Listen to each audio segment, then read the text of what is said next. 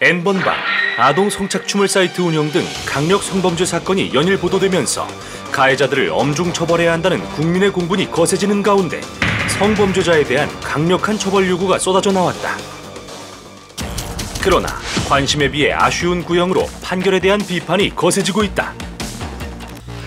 최근 미성년자 성착취물을 제작한 남성이 고도비만에 의한 외모 콤플렉스를 이유로 감형받았고, 세계 최대 성착취물 사이트를 운영한 손 씨는 충분한 반성과 혼인신고서 접수를 이유로 감형받았다. 저지른 범죄에 비해 너그러운 감형 기준에 일부 국민들은 사법부에 대한 불신을 드러내기도 했는데, 사법부는 공정한 재판을 위해 2007년 제1기 양형위원회를 시작으로 지금까지 각종 형법의 양형 기준을 마련하고 있다. 성범죄 또한 양형 기준에 의하여 형벌이 감경되거나 가중된다. 실제 재판에서 증거자료와 재판부의 재량에 따라 감형 인정 기준이 달라지며 사건마다 다른 결과가 나오고 있는데, 판단 기준을 알 수 없는 감형 사유, 양형 기준표에 의한 감형은 어떻게 이루어지는 것일까? 네, 오늘 로포커스는 감형 규정에 관한 이야기였습니다. 자, 영상을 일단 보니까요, 이 성범죄자들이 고도비만이나 혼인신고서 접수 등을 이유로 감형을 받은 사례가 있었네요. 일단은 자세히 알아보기 전에 감형의 기준부터 좀 짚어보고 넘어가도록 하겠습니다. 최 변호사님. 네, 우리 형법은 책임 능력이 없는 사람이나 제한적으로 있는 사람을 별도로 규정해서 처벌하지 않거나 형의 감경을 규정하고 있는데요. 네. 심신장애로 인해서 사물을 변별할 능력이 없거나 의사를 결정할 능력이 없는 사람은 벌하지 않거나 형을 감경하고요.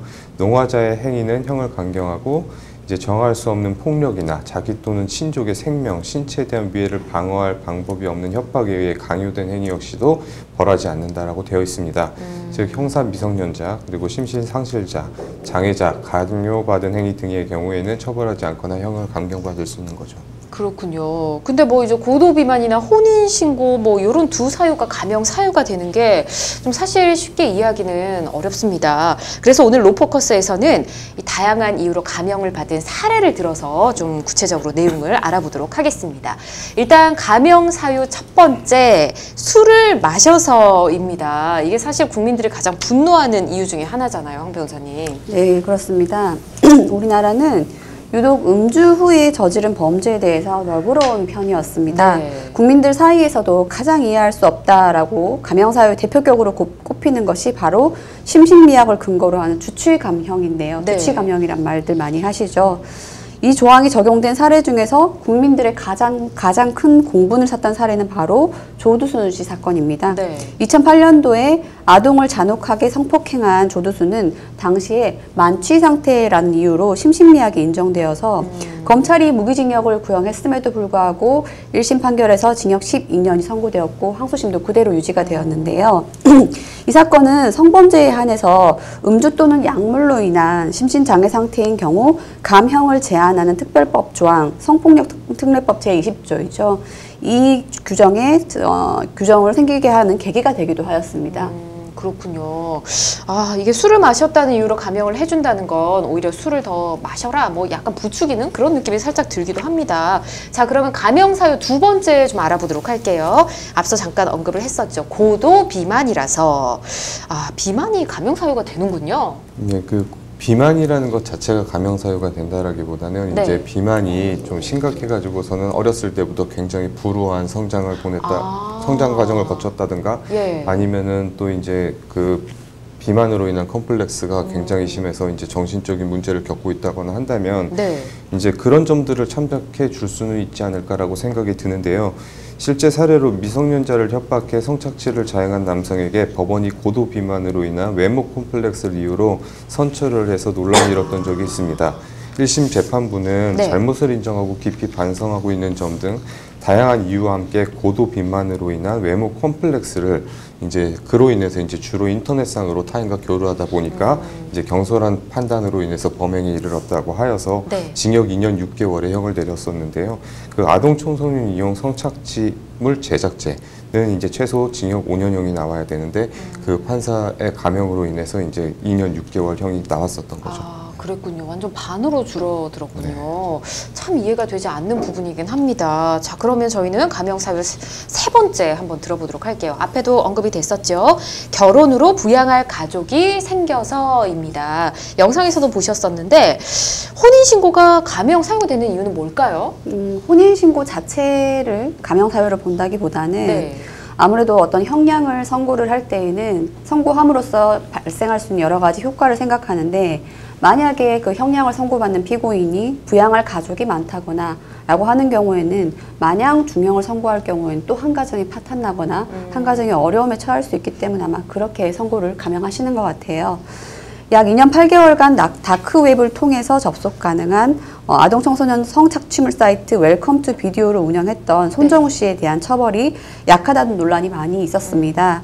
미국의 경우에는 웰컴 투 비디오에서 아동 성착취물을 내려받은 이들에게 징역 5년 내지 20년에 해당하는 형을 선고하는 등 강력한 처벌을 했는데, 반면에 우리나라에서는 사이트를 직접 운영한 손정우 씨에게 1심에서는 징역 2년에 집행유예 3년, 2심에서는 징역 1년 6개월의 실형을 선고해서 올해 4월에 만기 출소한 상황입니다. 그렇죠. 따라서 항소심에서 손정우 씨는 혼인으로 부양할 가족이 생겼다라면서 선고 2주 전에 혼인신고서를 제출하고 선처를 호소했었습니다. 아마 이 혼인으로 인한 부양할 가족이 생겨서라는 양형 사유를 노린 것 같은데요. 네네. 결국 재판부는 이를 감형 요소로 삼아 주어서 결국 실형을 선고하지만 형량을 6개월 정도 줄여준 것으로 알고 있습니다. 그렇군요.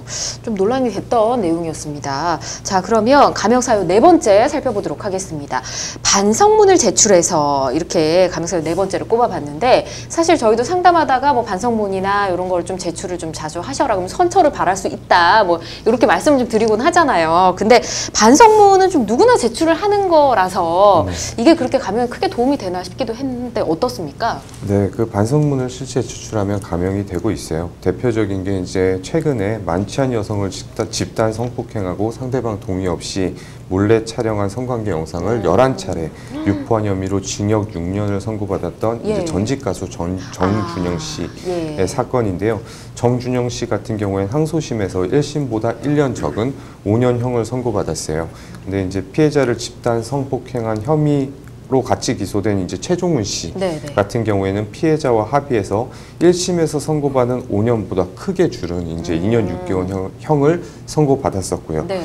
근데 이제 정준영 씨 같은 경우에는 계속해서 이제 그 범행 자체에 대해서 이제 부인을 하고 있었는데, 어쨌든 간에 공소 사실에 대해서 부인은 하지만 그 당시 상황을 구체적으로 설명을 하고 네. 또 그와 같은 행위에 대해서 반성하고 있는 점을 고려했다라고 해서 이제 피해자랑 합의가 되지 않았음에도 불구하고 이제 감형을 1년을 받았었던 사건이었죠. 그렇군요. 알겠습니다.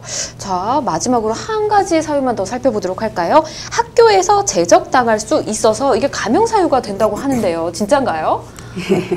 제적당할까봐 감형이 된 사례도 실제 있었습니다. 아. 예, 2015년도에 아마 전 국민이 기억하실 것 같은데, 의학전문대학원 동기이자 여자친구인 피해자가 전화를 성의 없게 받았다는 이유로 뺨을 수차례 때리고 몸을 걷어차는 등의 4시간 넘게 감금 폭행한 혐의를 받고 기소된 가해자의 판결에 대해서 큰 논란이 있었는데요. 네.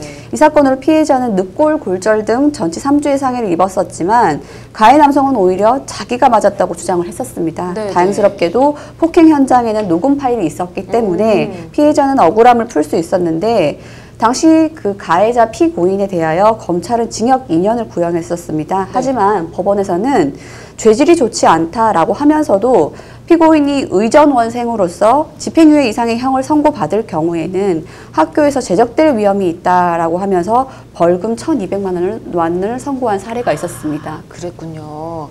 아, 조금 이게 이유가 될 수 있을까 싶었는데 실사례들을 이렇게 말씀을 해주시니까 아, 그랬구나라고 조금 그런 실제 있었다는 거를 믿게 되긴 합니다. 근데 생각보다 정말 다양한 이유로 감형이 이루어지고 있는데 피해자들 입장에서는 정말 어이없고 황당한 일이 아닐까 싶거든요. 두 분께서는 이 감형 사유 너무 후하다고 생각하시지는 않는지 궁금한데요. 최 변호사님 어떻게 생각하세요? 예, 그 범죄를 저지른 사람이라고 하더라도 이제 개개인이 가지고 있는 뭐 성장 과정에서부터 현재 생활하고 있는 생활의 이제 배경 뭐 이런 것들이 다 다르기 때문에 감형 사유 자체에 대해서 이제 폭넓게 고려하는 것은 저는 이제 바람직하다라고 생각은 하는데요. 예. 이제 문제는 그 감형 사유를 다양하게 하는 수치라기보다 제가 생각하는 문제는 이제 사람에 따라서 좀 차별적으로 감염 사유가 인정이 되는 거, 그리고 감염 사유, 같은 감염 사유를 두더라도 이제 좀 공정하게 감염량이 네. 정해지지 않는 거, 이제 그런 것들로 인해서 사람들이 오히려 좀 울분을 사고 있는 것이 아닌가, 저는 그렇게 생각을 해요. 그렇군요. 알겠습니다. 황 변호사님은 어떻게 보실까요?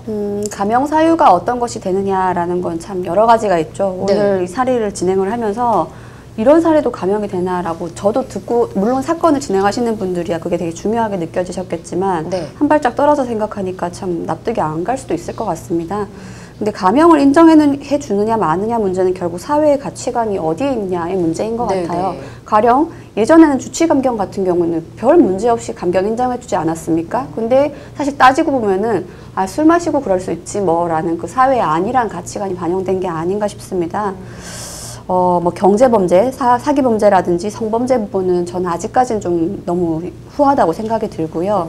그리고 한 번 더 피해자 입장에서 선고 내려지는 걸 좀 바라고 있습니다. 네, 알겠습니다. 두 분의 의견 이렇게 들어봤고요.